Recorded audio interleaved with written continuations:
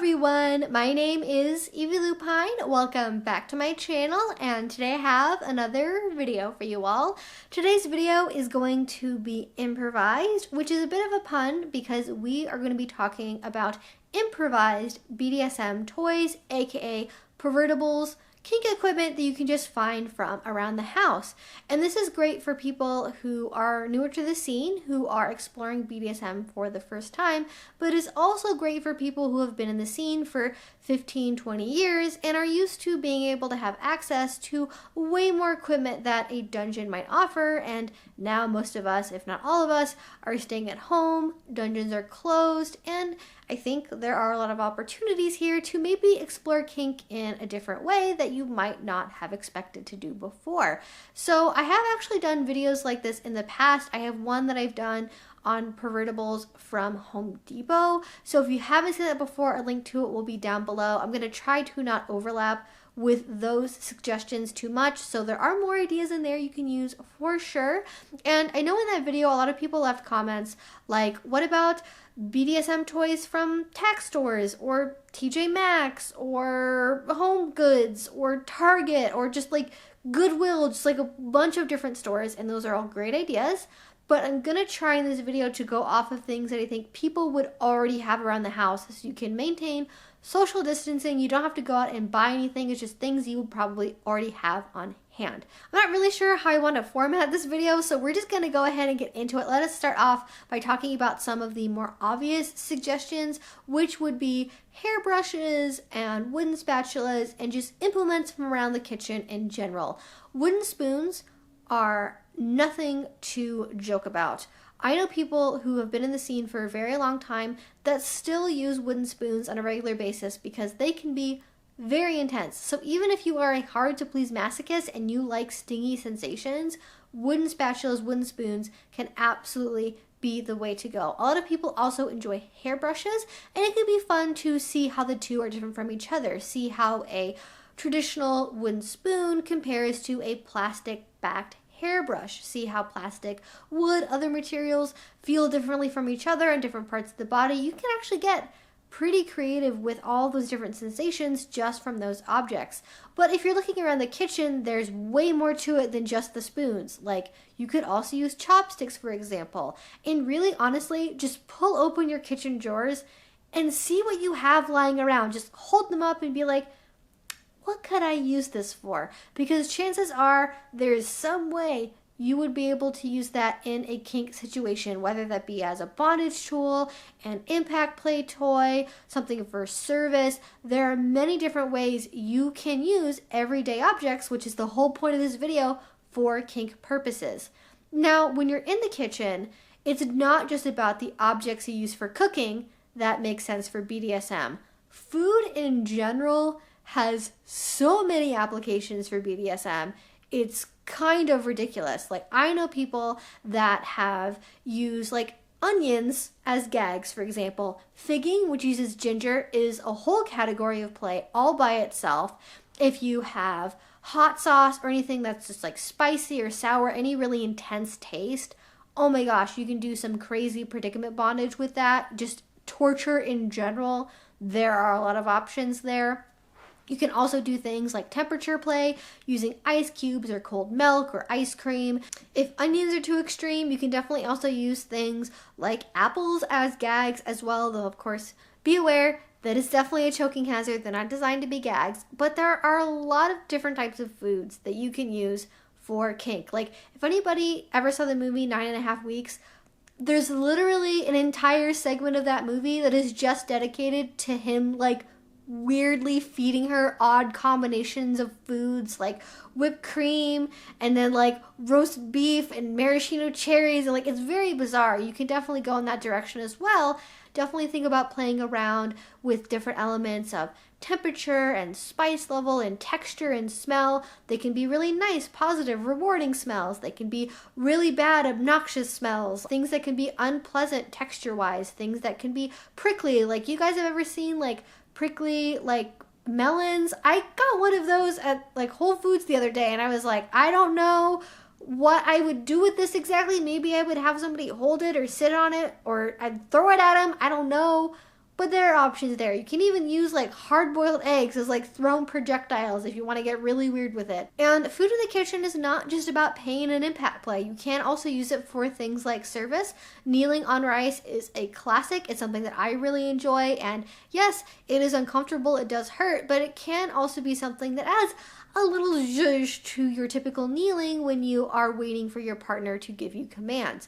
You can also use food in the kitchen as acts of service by itself. Like you could bake something for your partner. You could practice making them drinks and doing drink service. And if you're really bored, if you're just stuck on ideas and you're not sure where to go, just pull open your drawers, open up your fridge and ask yourself, how could I use this for BDSM? And just like with the implements I talked about before, chances are you're going to come up with at least a couple of ideas. So why not give it a shot and be creative? All right, now we are moving into the office for our third suggestion, which would be rubber bands. Did anybody ever, when they were in school, like have rubber bands around their wrists and have people like pull back the rubber band and just would snap and be super painful? I had a kid do that to me once. It was not super great, but for a masochist, it can be a very intense, very quick pain, and it's fun because you can also do this long distance. If you are socially distancing, if you can't visit your partner, you can have them snap a rubber band on themselves, and it's quite effective. You can literally see it happening. It also will leave pretty nice marks if you're somebody who's into marks, and if you have many different sizes of band out there, like if you have like one of those giant like rubber band balls, just see how the different widths kind of feel, see how different they are in terms of intensity. If you're pulling it back really far versus not very far at all, it can be something you can experiment with. Also in the office would be binder clips, which are something that some people use for clamps as play. However, they can be very intense. I have heard that you can remove the spring in the binder clips to make them less intense if that's something you want to do, but they can be just very painful. So make sure if you're doing that you already know what clamps and clips feel like, and that's something you're comfortable with, because it is definitely a more advanced form of play. Now for the next suggestion, I want to talk a little bit about bondage opportunities that you might not consider when it comes to household goods. Now there's saran wrap, which is amazing. Also cling film, whatever you call it wherever you're from, just like the clear plastic wrap you use in the kitchen. There's an entire segment of BDSM, mummification, where saran wrap is very effectively used for that purpose. I've also talked about pallet wrap in my Home Depot video, but you can also use just saran wrap from the kitchen if you don't happen to have a giant thing of pallet wrap with you. And what's great about saran wrap is it allows you to play with bondage on parts of the body that you might not be able to get to individually with something like rope bondage or handcuffs. So you can do just saran wrap around like the thighs. You can do saran wrap around just the chest or the stomach or the torso. You can play with it in a lot of ways you can't with other sorts of bondage materials. And if you haven't tried it before, if you're really into bondage, I definitely recommend it because it can be an intense sensation, but also a really unique one that you might not have experienced before. And if you like that sensation of compression, I think saran wrap offers a really unique opportunity to try that out. Now, if you like to add in a little bit of sensory deprivation with your bondage, my next suggestion is actually blankets. Yes, I am telling you to make an actual blanket burrito in BDSM. It's a fun thing for pets. If you like watching them struggle, getting out of blankets over their heads, that can be super funny. It can be great for littles who just think it's hilarious to get rolled up like a burrito and or hit it at the same time. And you can definitely also use it for bondage. So you literally just like roll your partner up, or if you have a really big blanket, you can like gather it around them like you're scooping them up in a bag, and then you just tie them off, or you just leave them like that. You can literally, if you want to, if this is something you've negotiated for, you can literally sit on your partner in the blanket, okay?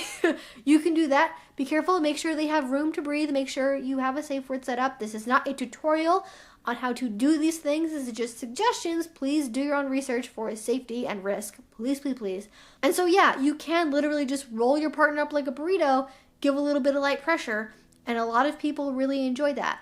if you have extra bondage equipment around the house, like if you do have rope, for example, you can also use that on top to give a even more secure, compressed feel. And a lot of people are into that sensation, but maybe haven't really explored it that way. Because I mean, when was the last time you went to a dungeon and you saw somebody wrapped up like a giant human sushi roll?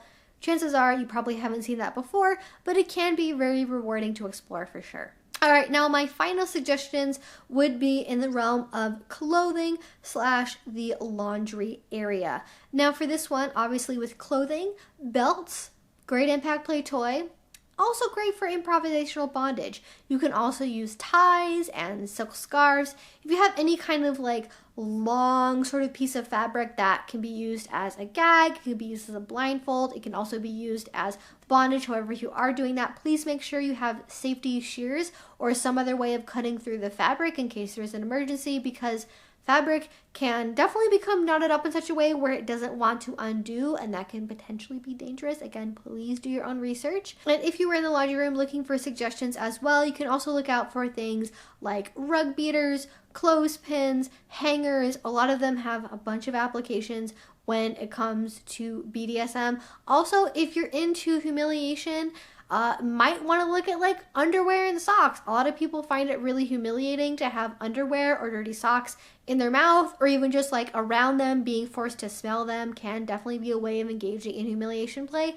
And even if you're not using it for impact play or humiliation, once again, this is a great area for service, like literally doing laundry, folding laundry, practicing like perfect iron pleats and starching. There are a lot of things I think are really classically associated with like laundering and service and all of that. So if you have maybe like a sort of butlering thing going on, or even like a 1950s household, this is certainly an area you can explore for power exchange and for service. So if you haven't tried it yet, why not go for it? And the very last thing I want to quickly bring up is something you might find in the laundry room, which would be broom handles. Any sort of broom handle, like from a mop or from something else, like that can be a pretty effective implement.